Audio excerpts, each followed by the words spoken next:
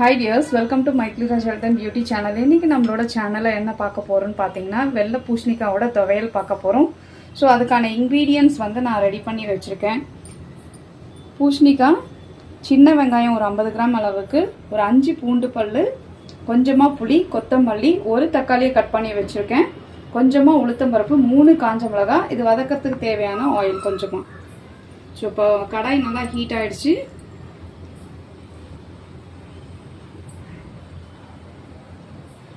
Oil add பண்ணிக்கலாம்.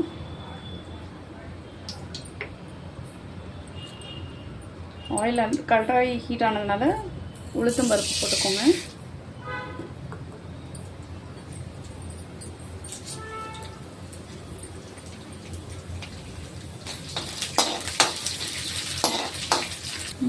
உளுத்தம் பருப்பு நல்லா வதங்கினால காஞ்ச மிளகாய் ஆட் பண்ணுங்க. ஸோ இந்த ஸ்டேஜில் நம்ம சின்ன வெங்காயம், பூண்டு,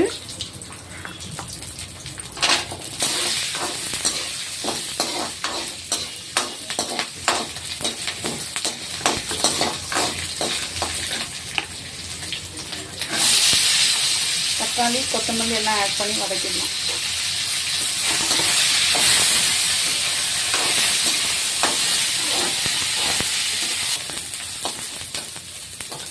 ஸோ இந்த ஸ்டேஜில் நம்ம கட் பண்ணி வச்சுருக்க வெள்ளை பூசணி ஆட் பண்ணிடுறேன்.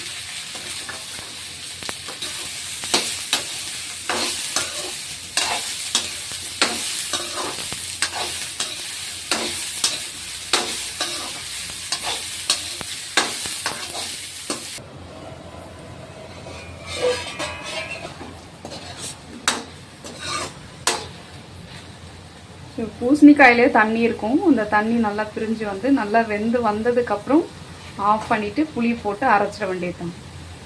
நல்லா வெந்து வந்ததுக்கப்புறம் புளி கொஞ்சமாக ஆட் பண்ணிடலாம். நல்லா ஆறுனதுக்கப்புறமா ஸ்டவ்வை ஆஃப் பண்ணிடுங்க. கம்ப்ளீட்டாக ஆறுனதுக்கப்புறம் துவையல் அரைக்கலாம். நல்லா ஆறிச்சு. இப்போ தேவையான அளவுக்கு உப்பு ஆட் பண்ணிக்கலாம். ஆட் பண்ணி அரைச்சிக்கலாம்.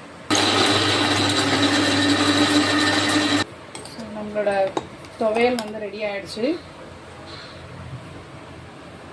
இந்த துவையல் சாப்பிட்றதுனால வாரத்தில் 2 டைம் நம்ம துவையல் ரெடி ஆயிடுச்சு. ஸோ இந்த துவையல் வந்து வாரத்தில் ஒரு 1 or 2 டைம்ஸ் நீங்கள் சாப்பிட்டீங்கன்னா உங்கள் பாடியில் இருக்க தேவையில்லாத கழிவுகள் எல்லாமே வெளியேறிடும். நமக்கு பாடி ஹீட் வந்து கம்மியாயிடும். ரொம்ப நிறைய பெனிஃபிட்ஸ் இருக்குது. நீங்களும் இது மாதிரி ட்ரை பண்ணி சாதத்தோட, இட்லி, தோசையோட சாப்பிட்டு பாருங்கள். ரொம்பவே நல்லாயிருக்கும்.